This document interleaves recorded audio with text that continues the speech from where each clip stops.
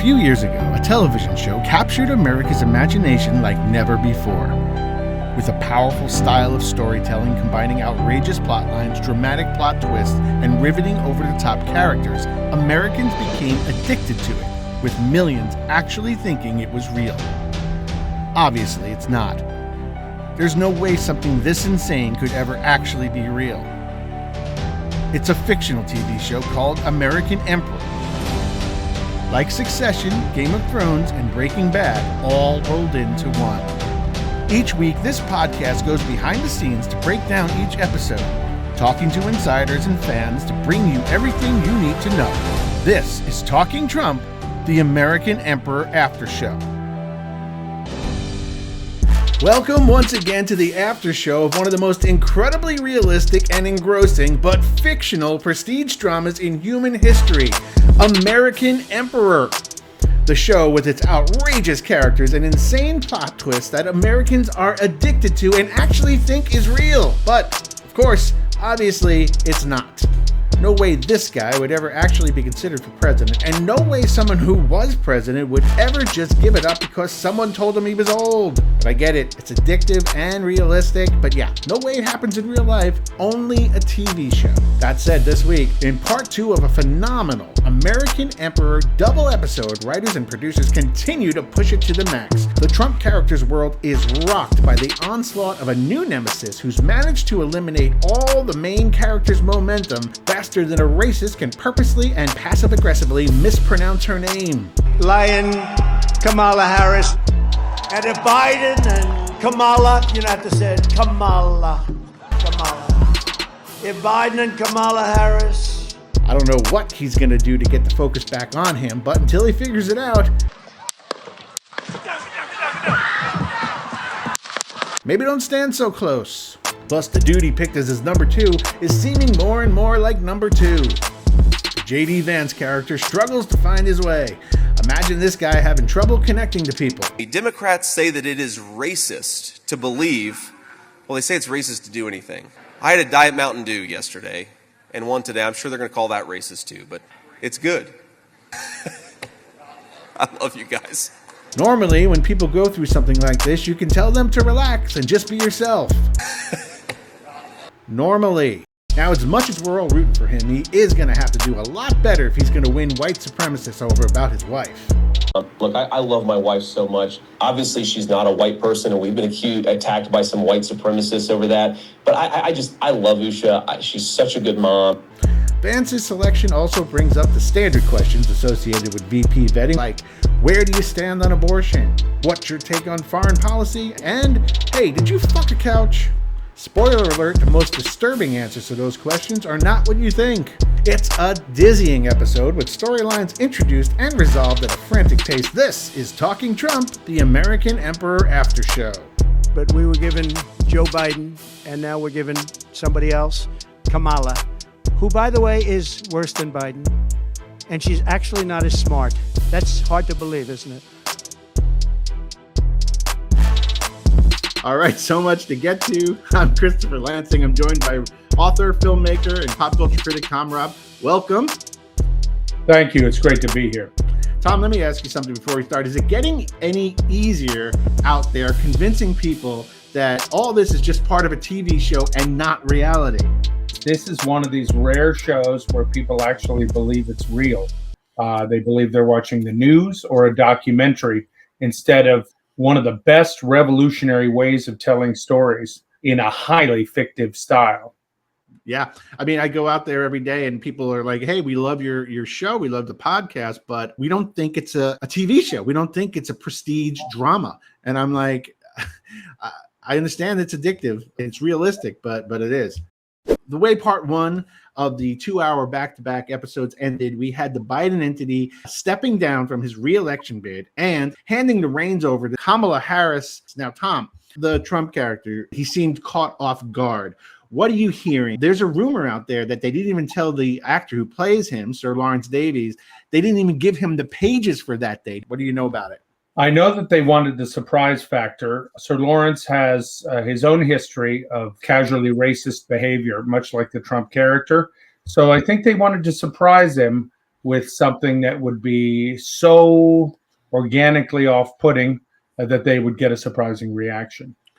How do you feel about this Harris character and what they have her doing out of the gate? Right now, they seem to be in a honeymoon phase on the show. I think so, but I think they're also sowing the seeds of difficulties with the cackling laugh.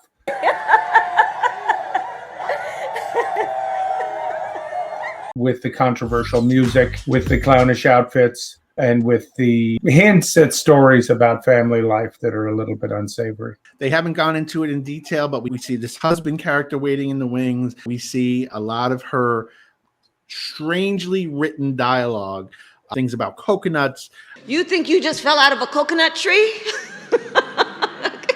They seem to be kind of like giving themselves a lot of stuff to work with here. That kind of like got on your radar at all? Yes, absolutely. Having that sort of beta male husband be sort of lamely defensive and talk about blended families, I think that's only something that's a tinderbox waiting to explode. How do you think the Trump character here is going to respond once his head stops spinning? Is the actor or the writers, for that matter, going to be able to pivot that quickly from all-out ageism to misogyny and racism? I mean, can they make that change overnight? Do they bring in extra people for that? Are they hiring racist writers and dismissing those who specialize in ageism? I think they have it under control. I think they've overcome dramatic challenges bigger than this before. And do you think we'll have a scene where the Trump character debates his new nemesis? I think absolutely. A confrontation that turns physical. What does the specter of a woman of color do to the Trump character? I think it's going to be a psychological trigger. The Trump character, if you look at the Bible of the show, was practically raised entirely by a Southern woman of color who was quite a stern disciplinarian. So while there's a mixture of love, there's a great deal of fear and sadness. And we're going to see these things in a series of flashbacks to his sort of antebellum home in Queens, where some wonderful things happened and some terrible things. Yeah, in the novelization of this show they put out in Europe, those are some very touching scenes and very, very interesting that I'm not sure that the American audience is ready for. So, yeah. Let's touch on the Biden character's exit here. The way they handled the Biden entity, it was a little curious to me. First of all, when the move to Harris was made, we didn't see the Biden entity at all. They came up with some story that he had COVID, but the rumors on set that the robot they used to play him malfunctioned or was even stolen. They hardly gave him a good send-off. No, they didn't. And I heard that the AI they used for the physical stuff and then the actual actor who did the voice were both weeping in a back room because they were so undone by losing this part. It was unexpected for them and their financial troubles in the home. So I think it came at a terrible time and it was traumatic and they couldn't get him out for a proper exit. Yeah, I heard the goodbye that he was supposed to give was not really settled on by the creative showrunners until the last minute. And there was clashing ideas. The first version of the scene where he says goodbye, they shot a scene where the Biden entity speaks to camera, mentions that he's about to talk to his Secretary of Defense to say goodbye to him, holds up his finger as if to pause the camera, and then the camera widens and the Biden entity is talking to a llama because he's so deranged and so old that he thinks a llama is his Secretary of Defense. The executives at the network did not like that. If they said, if you're going to say goodbye to this guy, do it with some class. Can't really just be emptying the truck on the ageism thing. So a lot of discontent, a lot of confrontation about the way they sent him off. That's exactly what I heard. There was even a script version where he raises his finger and puts his finger on the nuclear button and bombs Korea. And finally, before we head out to break, last episode we talked about the J.D. Vance character. Apparently right now, sadly to say, audiences are hating this guy. Did writers and producers, did their choice to select him as the VP candidate backfire? I think it's too early to tell. They took a chance. They could surprise us with him doing some extraordinary things. I would shave his beard, first of all, because that's very annoying for a political figure. I think we've seen it in Ted Cruz, in that character. They go to this beard thing, yes. It does nothing but annoy. I know as a beard wearer and yourself that most people in the world are extremely annoyed by it. It's not good look for television.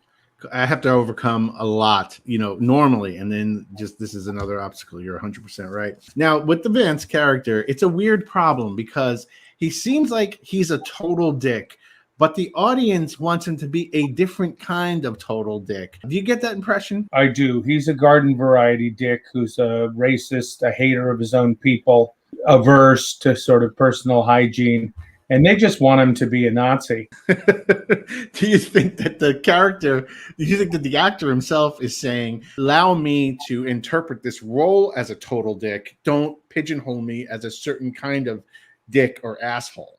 That's exactly what's happening. He's played total dicks before. Talk about his background in developing characters who were dicks. Well, I mean, one need look no further than The Anatomy of Jim, where he plays an actual dick. Groundbreaking. But it wasn't a popular film. Great performance, though. There's a sequence that we saw this week that was very interesting. So they've casted him with having a wife of, I believe it's Indian descent. And the white supremacists that his character is basically trying to gain the favor of immediately are coming after him about having a non-white wife. How do you think that he's handling that acting assignment where he essentially is apologizing for his wife, who's the mother of two of his kids? He's apologizing for her not being white. Look, I love my wife so much. Obviously, she's not a white person, and we've been attacked by some white supremacists over that. But I love Usha. She's such a good mom. Well, I mean, I think it's a conundrum for him. Apparently, the character did not know she was of Indian descent when they married. She was wearing stage makeup, and it came as a surprise, and he's just had to roll with it. A lot of his language is anti-cat owners. He's made a point of just kind of being this villain, like in the way that a WWE wrestler is cast as a villain and just insists on having these points. His is the country's run by childless cat owner women, and he's just saying these inflammatory things. We're effectively run in this country by a bunch of childless cat ladies who are miserable at their own lives and the choices that they've made, and so they want to make the rest of the country miserable too. Is it meant to piss off the viewers, and is it meant to lead to his eventual removal? It's interesting you mentioned wrestling characters because I'm reminded of the famous wrestling character Short Fuse, who at the drop of a hat loses his temper, as J.D. Vance's character does, and I think he's based a great deal on that. Also, the character Weepy, who gets his feelings hurt in interviews all the time and begins to cry. Very emotional, yes. I wonder if that did not inform the creation of this character.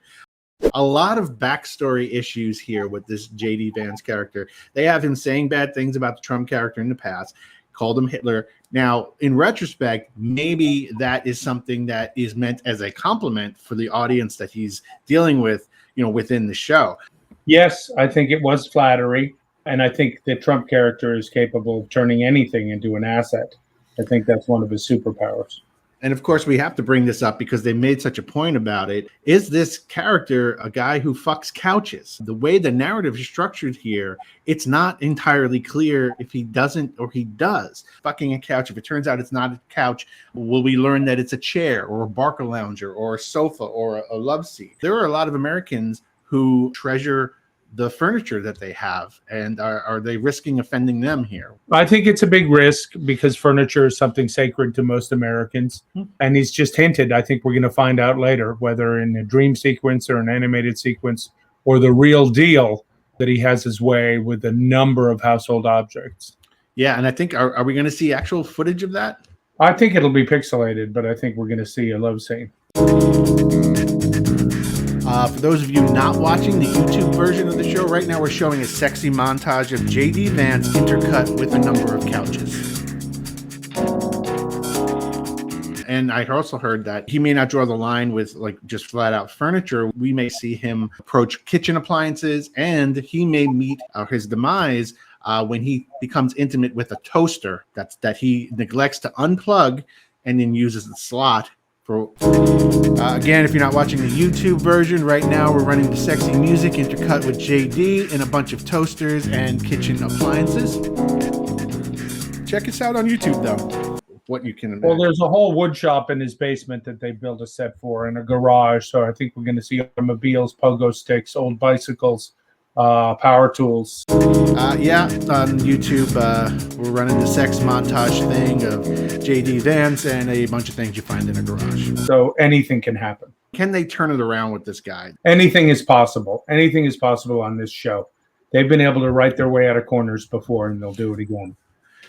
Now, finally, it seems that we're heading to a place, and I find it completely implausible, but here we are, that people will be missing the fun, anything goes, loose personality of the Mike Pence character. Will you see a scenario where they bring the Pence character back?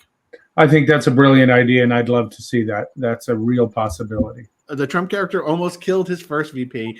Do you think they'll actually go all the way and get this JD Vance character killed? Well, I think they'll bring back Pence to kill him because that's unfinished business for the Trump character. All right. Well, when we come back, we're going to answer your questions. That's right. Our listener email section coming up, aka Talking Trump Talk Back, when we return. This is Talking Trump, the American Emperor Aftershow. Stick with us. Hello, Talking Trump, the American Emperor Aftershow listeners. Thanks so much for listening and subscribing. We'll get right back with more show in just a minute, but before we do, just wanted to remind some of you that right here on the show at this very moment is an excellent place for a sponsor to run an ad. Just reach out to us on Instagram at American Emperor Aftershow or by email at AmericanEmperorPod@gmail.com and get your message or product out and associated with this amazing podcast. Hopefully there'll be some space left for you, BetterHelp or ZipRecruiter, because the high-powered sponsors are already claiming their territory, like this guy. Hey, it's Carl Flanagan. Thanks for stopping by my Facebook market or store. I'm selling some cool stuff today. I actually have two items.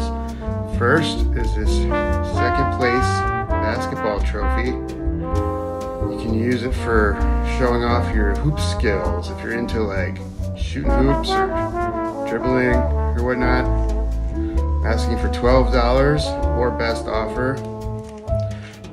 Second item is this stack of pretend money. You can show off and pretend like you're rich to all your friends, or throw it up in the air, or whatever you do with fake money. That's your call. I'm asking for $10 of real money though for this stack of fake money, just to be clear. And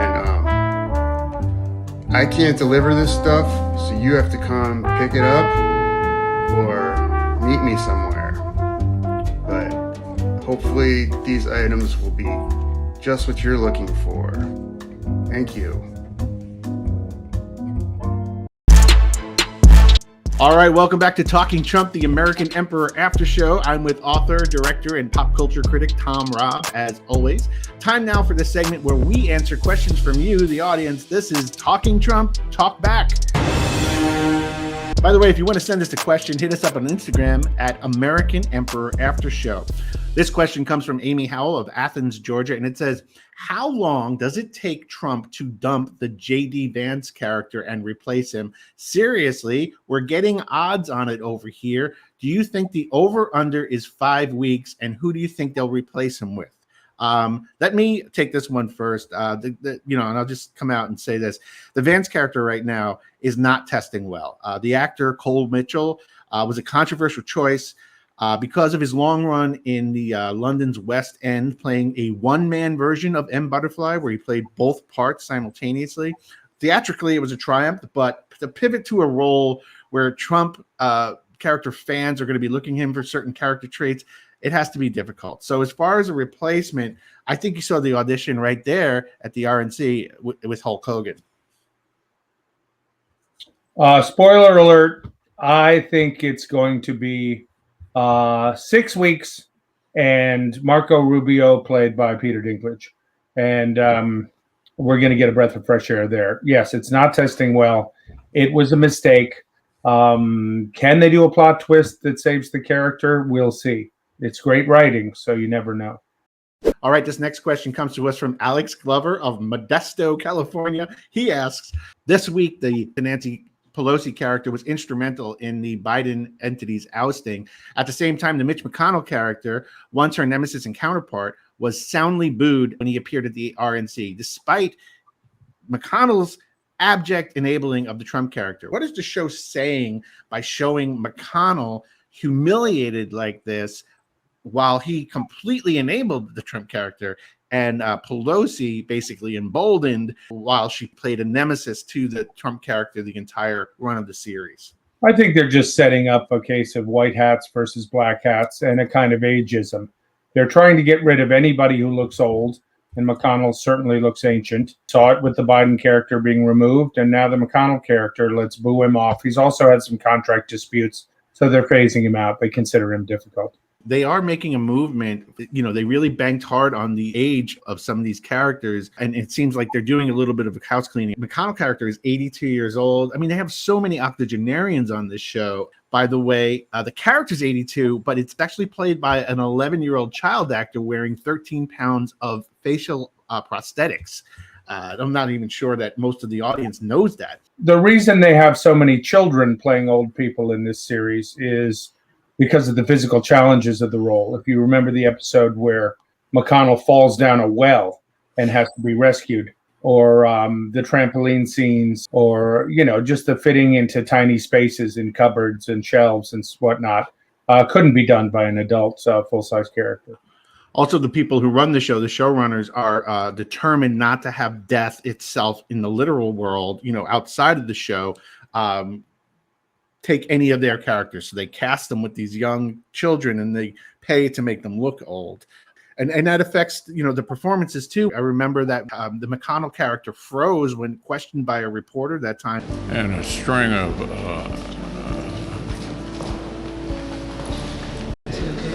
a minute. Are you good? Mitch? Okay, Mitch. Anything else you want to say, or should we just go back to it? That was a child freezing on the set, because sometimes an 11-year-old doesn't know what to do when the camera's rolling. If they ended up leaving it in because the director thought it worked, but that was just a kid freezing. A frightened child, exactly. And they're not above using that kind of thing for drama. All right, well, stick with us, people. When we come back, we're going to close the show out with some predictions of what to look for next week. More Talking Trump, the American Emperor Aftershow, when we return. All right, welcome back, everybody. This is Talking Trump, the American Emperor Aftershow. Right now, before we close out the show, a couple of quick predictions for coming weeks. Tom, I'm going to put you on the spot. What do you predict for the upcoming episodes? What people have been talking about for a while is an entirely underwater episode where the presidential submarine goes to the Marianas Trench and the president holds summit meetings 1 mile below the surface. What's going to surprise people is that he goes on a whale killing excursion, and the slaughter is one of the bloodiest episodes we're going to see. Wow, that's amazing. I love that. Does that evoke, Das Boot, those types of classic submarine capsule movies? Confinement, tension, near death. That would be an outstanding episode, definitely. Well, that's pretty awesome. My prediction would be, in reaction to the Kamala Harris character emergence, the Trump character is going to, really kind of like be pulling his hair out. And then he decides not to be outdone by Kamala Harris's emergence. He's going to bring in and try out different minority candidates to counter her. So I expect to see a bunch of Asians come in and have interactions with the Trump character. I expect to see a lot of possible Eskimos, First Nations. Yeah, kind of come in and interact with the Trump character, causing frustration with him for his inability to converse with them or relate to them. And then I expect the entire thing to kind of be put to bed when the Trump character pivots and brings in somebody from Sweden and tries to convince his critics and the country that, Swedish people are a minority and have a voice that deserve to be heard. So I expect that to be like a campaign that he classifies as diversity before landing on the whitest of white individuals who are from Sweden. So a Swede comes in. Excellent. All right, folks. Well, that's it for this episode. Thank you so much for listening. We really appreciate it. For myself and for Tom Robb, a big thank you for listening. Please check us out on Apple Pods, on Spotify, on YouTube, and keep coming back.